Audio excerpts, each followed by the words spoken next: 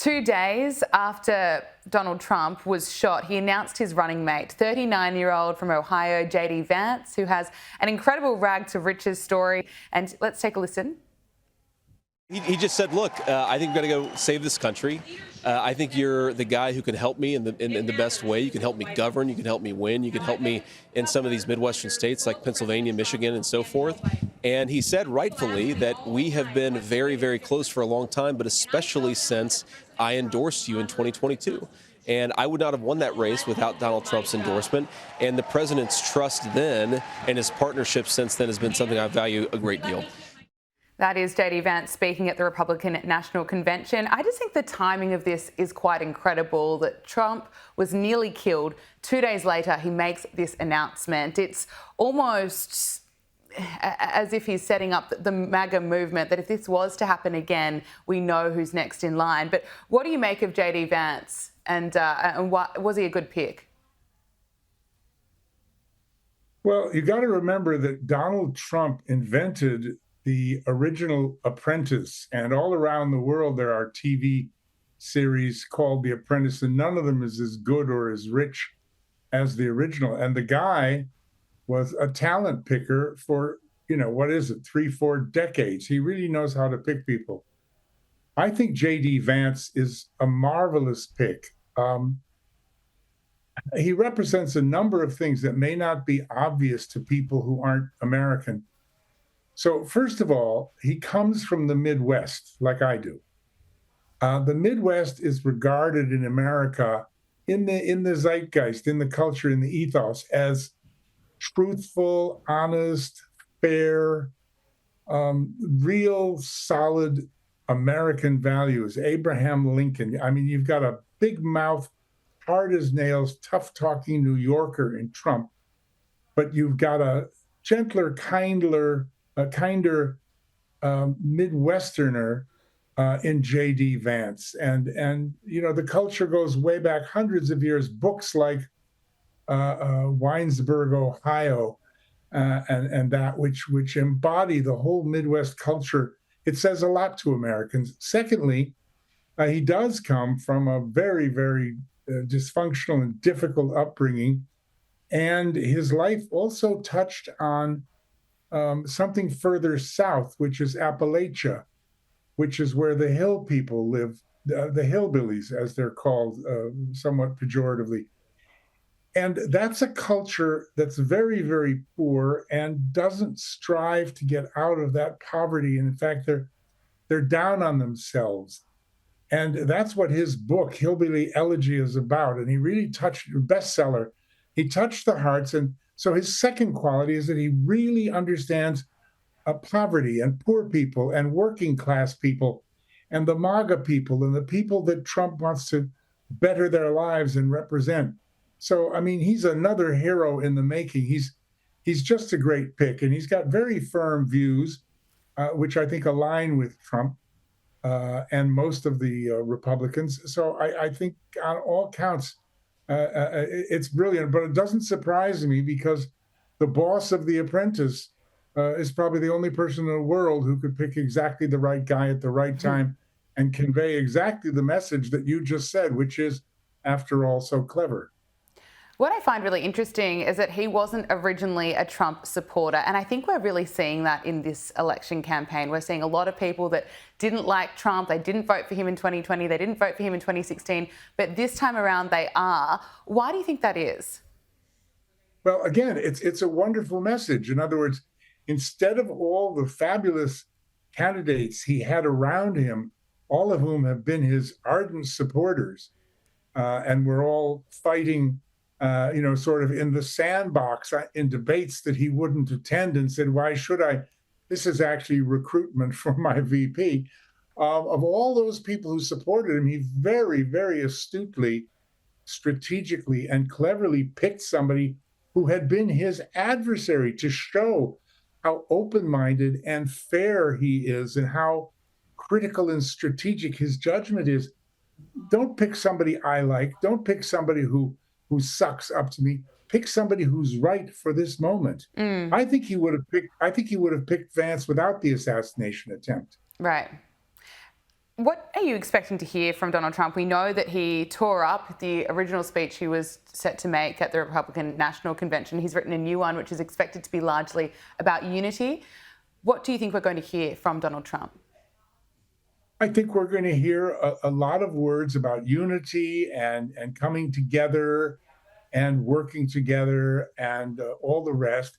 And I think that'll last a few weeks because I think they'll go for him again. And as his son said today, he's going to counterpunch right back. I mean, that's American politics, and the Democrats have been playing very dirty, and they're not going to stop because of this. But there'll be words both sides about goodwill and fellowship and playing fair. But I think it will start again pretty soon and reach quite a fever pitch before the convention. All depends whether Joe Biden stays or not. Do you think now that Joe Biden has announced that he has COVID, there's speculation online that maybe this is a medical announcement that he might use this as an excuse to drop out of the race? Well, anybody can get COVID, and apparently it said his symptoms are mild.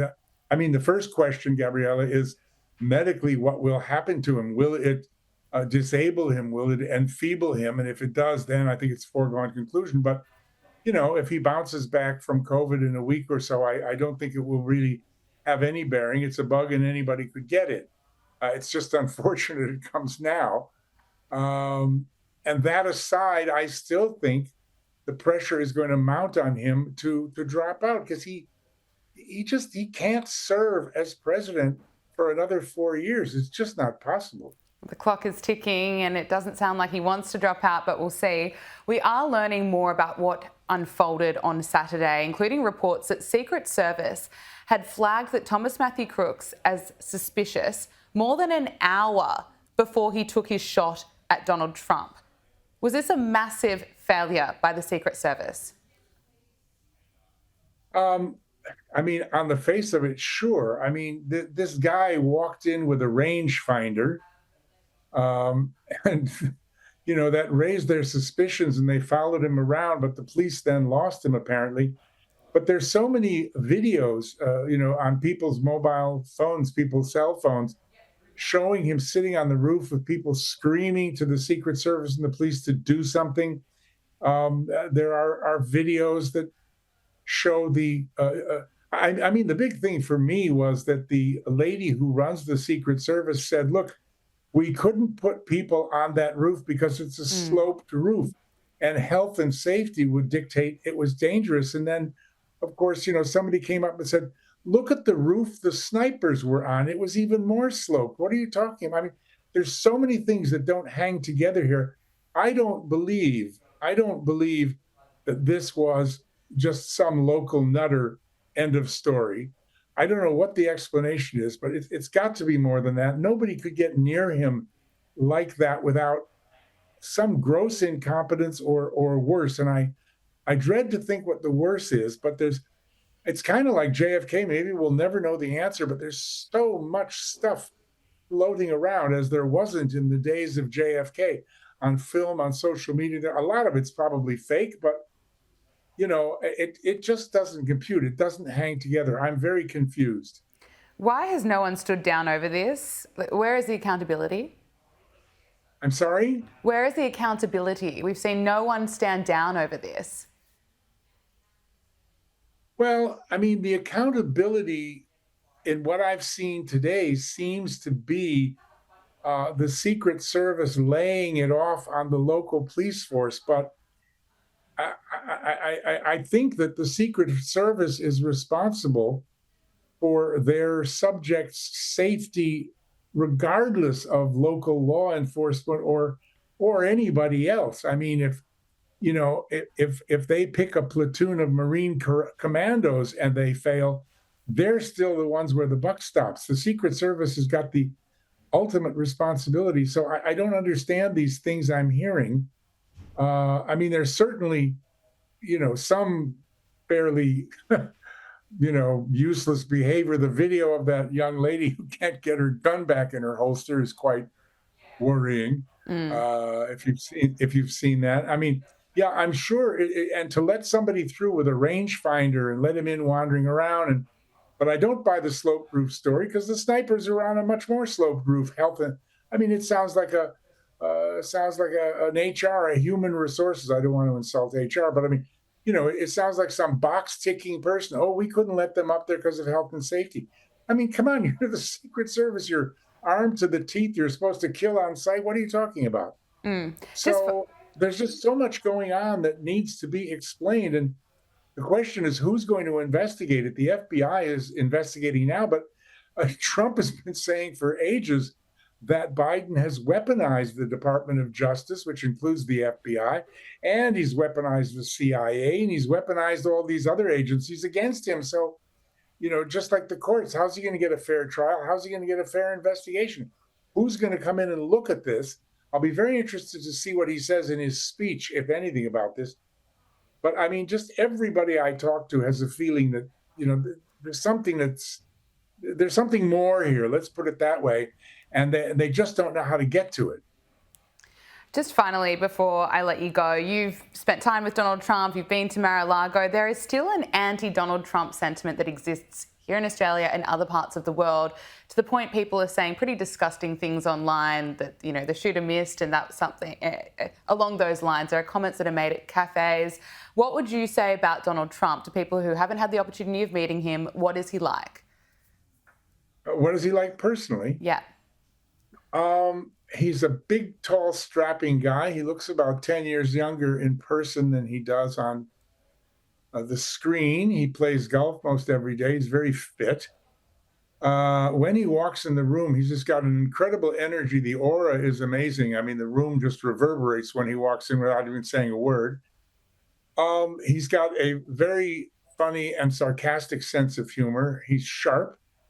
When he speaks to you, you think you're the only person he's speaking to. He can be incredibly charming. And I suppose people who absolutely can't stand him would probably be wound around his little finger in 5 minutes if he wants to turn the charm on.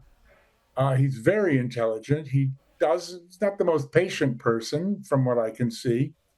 Has a very inquiring mind, and he's just a hell of a lot of fun to be around. He's very, very interesting guy. And he showed on Saturday, I mean, how many people would have stood up and given that defiant, fist shaking and moved on the way he did? He's a real American hero, and that's what people want. So even people who don't like him, I dare say, would like him more if they were in his presence. And he's a real charmer. He'd make sure they do.